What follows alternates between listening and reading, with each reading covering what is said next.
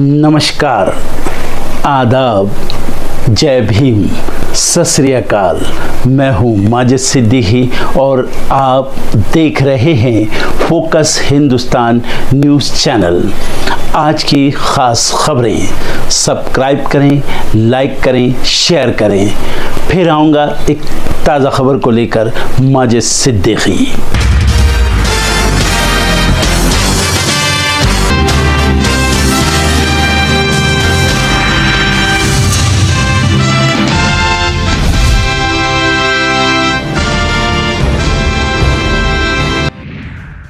रक्षा मंत्री राजनाथ सिंह आज सीडीएस और तीनों सेनाध्यक्षों के साथ करेंगे बैठक। भारत और पाकिस्तान के तनाव को लेकर होगी चर्चा।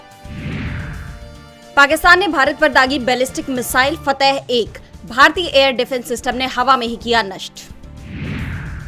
नियंत्रण रेखा पर बढ़ा तनाव, भारतीय सेना ने हवा में ढेर किए पाकिस्तान के 26 ड्रोन।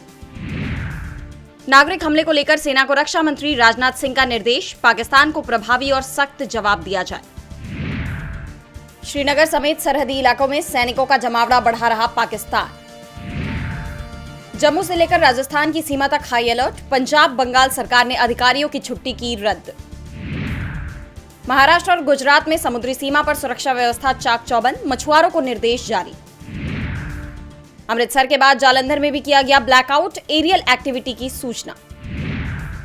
दिल्ली में बरपेगा गर्मी का कहर, आईएमडी ने आज से कई राज्यों में जारी की लू की चेतावनी। पाकिस्तान में देर रात भूकंप के झटकों से कांपी धरती, दहशत में आए लोग। इसी सप्ताह धरती पर गिर सकता है सोवियत दौर का अंतरिक्ष यान, 53 साल पहले पृथ्वी से छोड़ा गया था। पाकिस्तान की नापाक हरकत पर फूटा राष्ट्रपति ट्रंप का गुस्सा, जल्द से जल्द हमले रोक दो। पाकिस्तान में सेना और सरकार की आलोचना पर महिला अधिकारी गिरफ्तार, आपराधिक धाराओं में दर्ज किया गया केस। पाकिस्तान के रक्षा मंत्री ने दी युद्ध की गीदड़ भभकी, हिसाब बराबर करने का समय आ गया। चीनी माल पर टैरिफ को 80% कर सकता है अमेरिका, राष्ट्रपति ट्रंप ने दिए संकेत।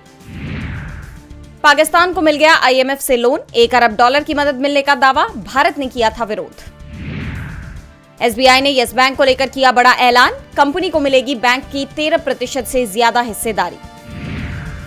इंडियन ऑयल ने अफवाहों पर किया खुलासा, कहा ग्राहकों को घबराने की जरूरत नहीं।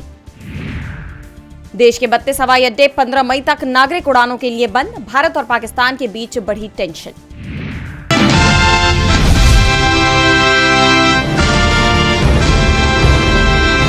एडिशन कल रात की पाकिस्तानी सेना की कायरतापूर्ण गतिविधियों से आपको कर्नल कुरैशी और विंग कमांडर सिंह ने पहले ही अवगत करा दिया गया है। These provocative and escalatory actions that were taken by Pakistan last night were targeted at Indian cities and civilian infrastructure, in addition to some military targets. The Indian armed forces responded proportionately, adequately and responsibly. ये जो हमले हुए कल रात को भारतीय सैन्य इकाइयों ने पर्याप्त रूप से और एक जिम्मेदाराना रुख अपनाते हुए इन हरकतों का उत्तर दिया।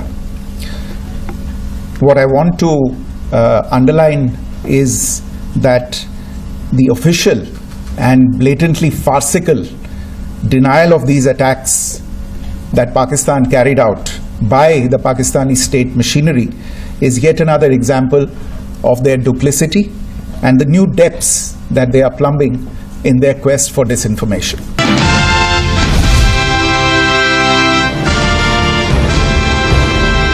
रात्रि को पाकिस्तानी सेना ने सैन्य बुनियादी ढांचे को निशाना बनाने के इरादे से पूरी पश्चिमी सेना पर भारतीय वायु क्षेत्र का कई बार उल्लंघन किया।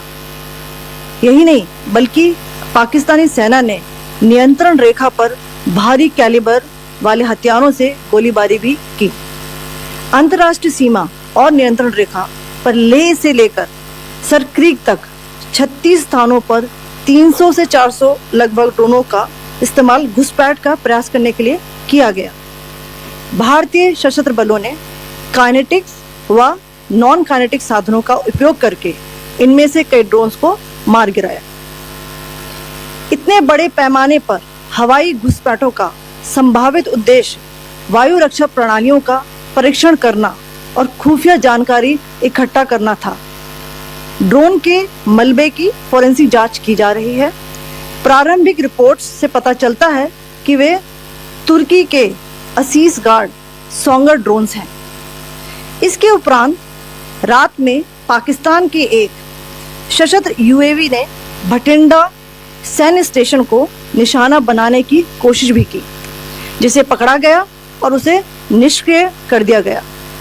पाकिस्तानी हमले के जवाब में पाकिस्तान में 4 हवाई रक्षा स्थलों पर सशस्त्र ड्रोन्स लॉन्च किए गए। इनमें से एक ड्रोन एडी रडार को नष्ट करने में सक्षम रहा। पाकिस्तान ने जम्मू कश्मीर के तंगधार, उरी, पुंछ, मेंढर, राजौरी, अखनूर और उधमपुर में भारी कैलिबर आर्टिलरी गन और सशस्त्र ड्रोन्स का उपयोग करके नियंत्रण रेखा के पार गोलीबारी भी की, जिसके परिणाम स्वरूप भारतीय सेना के कुछ जवान हताहत हुए और घायल हुए। भारतीय जवाबी कार्रवाई में पाकिस्तानी सेना को भी बड़ा नुकसान पहुंचाया गया। इसके अलावा पाकिस्तान का गैर जिम्मेदाराना व्यवहार फिर से सामने आया। 7 मई 2025 को रात 8:30 बजे एक असफल अकारण ड्रोन और मिसाइल हमला करने के बावजूद पाकिस्तान ने अपना नागरिक हवाई क्षेत्र बंद नहीं किया। पाकिस्तान अपने नागरिक विमानों को ढाल के रूप में इस्तेमाल कर रहा है, जबकि उसे अच्छी तरह से पता है कि भारत पर उसके हमले से हवाई रक्षा की तीव्र प्रतिक्रिया होगी। यह भारत और पाकिस्तान के बीच अंतर्राष्ट्रीय सीमा के पास उड़ान भरने वाले अंतर्राष्ट्रीय उड़ानों सहित नागरिक विमानों के लिए सुरक्षित नहीं है। यहाँ स्क्रीन शॉट में पंजाब सेक्टर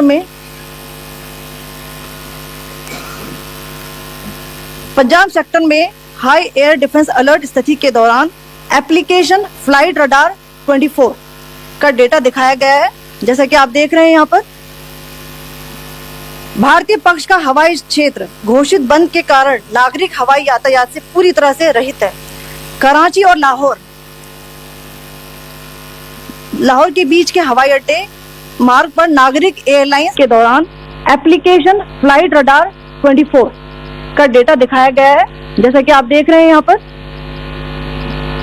भारतीय पक्ष का हवाई क्षेत्र घोषित बंद के कारण नागरिक हवाई यातायात से पूरी तरह से रहित। 5:50 बजे दमम से शुरू हुआ और रात को 9:10 बजे लाहौर में उतरा। ये सारा डिटेल्स आप यहाँ देख रहे हैं, ये डिटेल्स यहाँ लिखा हुआ है। Can you see this?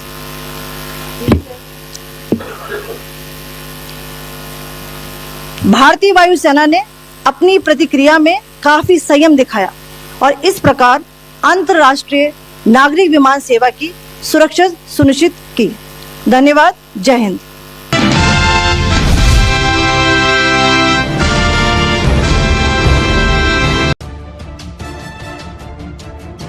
Pakistan पर भारत के हमले के बाद पाकिस्तान मुल्क बुरी तरह बौखला गया है और रोजाना खुद को बचाने के लिए तरह तरह के बयान दे रहा है। बता दें कि ऑपरेशन सिंदूर से घबराकर पाकिस्तान के विदेश मंत्री इशाक डार ने भारत पर आरोप लगाते हुए कहा, भारत ने संयुक्त राष्ट्र चार्टर के आर्टिकल 51 का उल्लंघन किया है। भारतीय वायुसेना ने भारतीय हवाई क्षेत्र में रहकर बिना कारण युद्ध की कार्रवाई की है। भारत ने स्टैंड ऑफ हथियारों जैसे कि मिसाइल या बम का इस्तेमाल करके पाकिस्तान की संप्रभुता का उल्लंघन किया है। पाकिस्तान अपने अधिकार सुरक्षित रखता है ताकि वो संयुक्त राष्ट्र चार्टर के आर्टिकल 51 और अंतर्राष्ट्रीय कानून प्रावधानों के मुताबिक प्रतिक्रिया दे सके। ऐसे में सवाल उठता है कि आखिर यूएन चार्टर का आर्टिकल 51 है क्या? तो चलिए हम आपको समझाते हैं। यूएन चार्टर का चैप्टर 7 आर्टिकल 51 का उल्लेख करता है। 1945 में बनाया गया यूएन चार्टर का आर्टिकल 51 संयुक्त राष्ट्र अपने सदस्य देशों को आत्मरक्षा का अधिकार देता है। आर्टिकल 51 का उद्देश्य ये स्पष्ट करना है कि संयुक्त राष्ट्र की सुरक्षा व्यवस्था विफल होने की स्थिति में सदस्य देश अपने या फिर किसी अन्य देश सदस्य की रक्षा के लिए सैन्य कार्रवाई कर सकता है। वो देश अंतर्राष्ट्रीय शांति और सुरक्षा को बनाए रखने के लिए या पुनः स्थापित करने के लिए कार्रवाई कर सकता है। चार्टर में ऐसा कुछ भी नहीं है जो संयुक्त राष्ट्र के किसी भी सदस्य पर सशस्त्र हमला होने की स्थिति में उसे व्यक्तिगत या सामूहिक आत्मरक्षा के अधिकार से वंचित करे। आत्मरक्षा के अधिकार का उपयोग करते हुए अपनाए गए उपायों को सुरक्षा परिषद को सूचित करना होगा। यह अनुच्छेद देशों को सीमित परिस्थिति में सैन्य प्रतिक्रिया देने की छूट देता है, लेकिन इसकी भी निगरानी और नियंत्रण संयुक्त राष्ट्र परिषद के अधीन रहती है। पाकिस्तान के उप प्रधानमंत्री और विदेश मंत्री इशाक डार ने भारत के हमले की कड़ी आलोचना की है। पाकिस्तान की तरफ से कहा गया है कि भारत ने संयुक्त राष्ट्र चार्टर, अंतर्राष्ट्रीय कानून और अंतर्राज्यीय संबंधों के स्थापित मानदंडों का घोर उल्लंघन किया है। इन आरोपों के बाद भारत के विदेश सचिव विक्रम मिस्री ने पाकिस्तान को करारा जवाब दिया है। उन्होंने कहा, ये कार्रवाई नपीतुली और जिम्मेदाराना थी। इसका उद्देश्य आतंकवादी ढांचे को नष्ट करना और भारत में भेजे जाने वाले आतंकवादियों को निष्क्रिय करना था। ऑपरेशन सिंदूर के पीछे भारत सरकार की मंशा साफ है। किसी भी पाकिस्तानी सैन्य ठिकानों को निशाना नहीं बनाया गया है। भारत के लक्ष्यों के चयन और ऑपरेशन के तरीके में काफ़ी संयम दिखाया गया है। सशस्त्र बलों ने उन जगहों को निशाना बनाया जहां से भारत के खिलाफ आतंकवादी हमलों की योजना बनाई गई और निर्देशित किया गया। हमारी कार्रवाई आतंकवाद के खिलाफ थी, लेकिन पाकिस्तान हमला करता है तो उसे इसका अंजाम भुगतना पड़ेगा। हम किसी भी हमले का जवाब देने के लिए तैयार हैं। तो वहीं यूएन चार्टर के अनुच्छेद 51 से ये साफ है कि सशस्त्र हमले होने की स्थिति में आत्मरक्षा का अधिकार सब देशों के पास रहता है। यह अनुच्छेद संप्रभुता और सामूहिक सुरक्षा के बीच संतुलन स्थापित करता है, जिससे राज्यों को आक्रामकता का जवाब देने की अनुमति मिलती है, जबकि दुरुपयोग को रोकने के लिए निगरानी की आवश्यकता भी होती है। यूएन के चैप्टर 7 का अनुच्छेद 51 किसी सदस्य राष्ट्र को उस पर सशस्त्र हमले की स्थिति में रक्षात्मक कार्रवाई का अधिकार देता है। अनुच्छेद 51 के तहत अगर किसी सदस्य देश या व्यक्ति के खिलाफ कोई सैन्य हमला होता है तो वो सुरक्षा परिषद द्वारा शांति बहाली के कदम उठाए जाने तक आत्मरक्षा में कार्रवाई कर सकता है।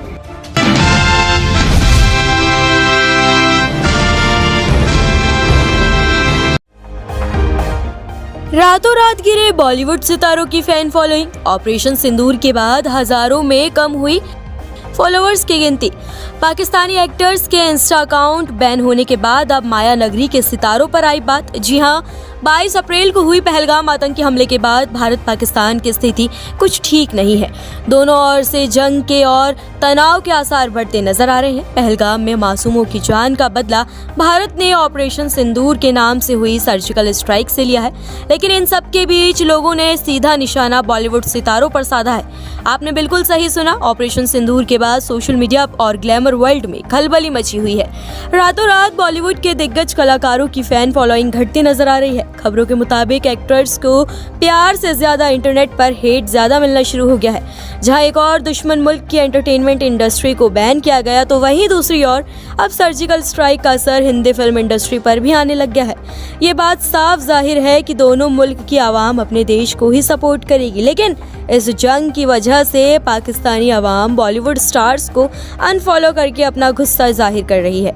जितना प्यार और इज्जत इन कलाकारों को मिलती थी, आज उतने ही नफरत का शिकार होना पड़ रहा है। तो चलिए आपको बताते हैं कि इन लिस्ट में किस किस का नाम शामिल है। सबसे पहले बात करें बॉलीवुड की खूबसूरत एक्ट्रेस और कपूर खानदान की बड़ी बहू आलिया भट्ट की, तो खबरों के मुताबिक इस वक्त एक्ट्रेस के 90,000 से भी ज्यादा फॉलोअर्स कम हुए हैं। फिलहाल एक्ट्रेस के इंस्टा पर 86.2 मिलियन फॉलोअर्स हैं। एक्ट्रेस ने अपने करियर की शुरुआत धर्मा प्रोडक्शंस के film student of the year से की थी। आलिया ने इस फिल्म के बाद कई बड़े बड़े दिग्गज कलाकारों के साथ काम किया है। एक्ट्रेस ने स्टार किड होने के बाद भी अपनी पहचान और नाम अपनी मेहनत से कमाया है। इस लिस्ट में दूसरा नाम शामिल है बी टाउन के खिलाड़ी अक्षय कुमार का। मीडिया रिपोर्ट्स की माने तो एक्टर के 50,000 फॉलोअर्स गिरने की खबर सामने आ रही है। हाउसफुल 5 आने से पहले ही एक्टर ने कई चाहने वाले खो दिए हैं, उनमें से सिर्फ अब 66.9 मिलियन ही बचे हैं। अक्षय कुमार की गिनती बॉलीवुड के दिग्गज कलाकारों में होती है। 57 की उम्र में भी एक्टर एकदम हैंडसम और यंग नजर आते हैं। ऐसा माना जा रहा है कि 3 पट्टी से डेब्यू करने वाली एक्ट्रेस श्रद्धा कपूर के 38,000 फॉलोअर्स कम हुए हैं। भले ही श्रद्धा ने इस फिल्म से बी टाउन में अपना पहला कदम क्यों न रखा हो, लेकिन एक्ट्रेस को फेम और पॉपुलैरिटी उनकी दूसरी फिल्म आशिकी 2 से मिली। आज भी लोग इस फिल्म के दीवाने हैं और इतना ही श्रद्धा और आदित्य रॉय कपूर को एक साथ देखने के लिए बेताब रहते हैं। लेकिन ऑपरेशन सिंदूर के बाद एक्ट्रेस के फॉलोअर्स भी घटते हुए नजर आ रहे हैं। इस लिस्ट में जानवी कपूर, अजय देवगन, सारा अली खान का नाम भी शामिल है। जहां जानवी ने 25,000 और सारा ने 40,000 से भी ज्यादा फैंस खो दिए हैं, तो वहीं खबरों के मुताबिक रेड 2 एक्टर अजय देवगन ने भी इंस्टाग्राम पर 10,000 से ज्यादा फॉलोअर्स खो दिए हैं।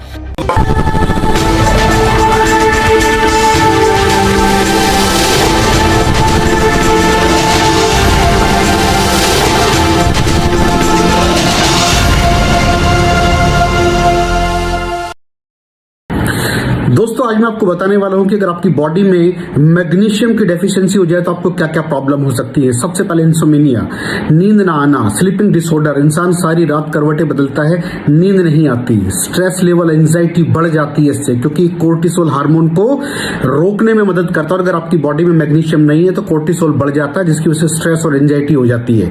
मूड स्विंग्स, इंसान को पता नहीं चलता उसके मूड स्विंग्स होते हैं, थोड़ी थोड़ी देर में गुस्सा आना, थोड़ी थोड़ी देर में चिड़चिड़ापन होना, क्योंकि ये सेरोटोनिन हार्मोन को बढ़ने में मदद करता है। अगर आपकी बॉडी में less magnesium is equal to less serotonin, और सेरोटोनिन हैप्पीनेस का हार्मोन है। अलावा इसके ये फटीग को भी कम करता था। अगर आपकी बॉडी में मिनरल डेफिशिएट है, अगर आपकी बॉडी में मैग्नीशियम नहीं है तो आपको थकावट बहुत जल्दी फील होगी, जरा सा काम करती है आपकी बॉडी थक जाएगी।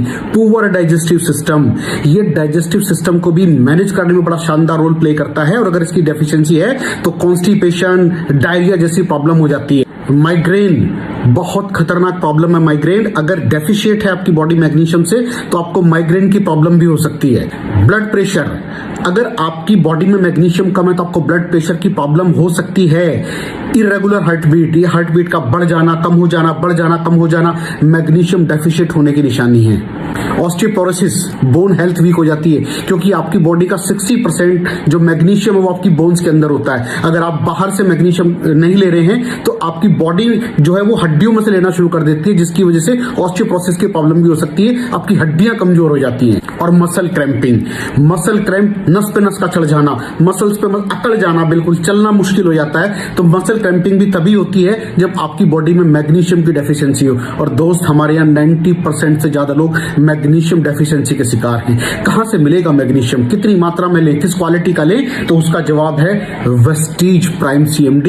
इसके अंदर आपको भरपूर मात्रा में मैग्नीशियम मिलेगा, आपकी सारी प्रॉब्लम सॉल्व हो जाएगी। Thank you so much. दर्शकों, देख लिया आपने हमारे वीडियो को।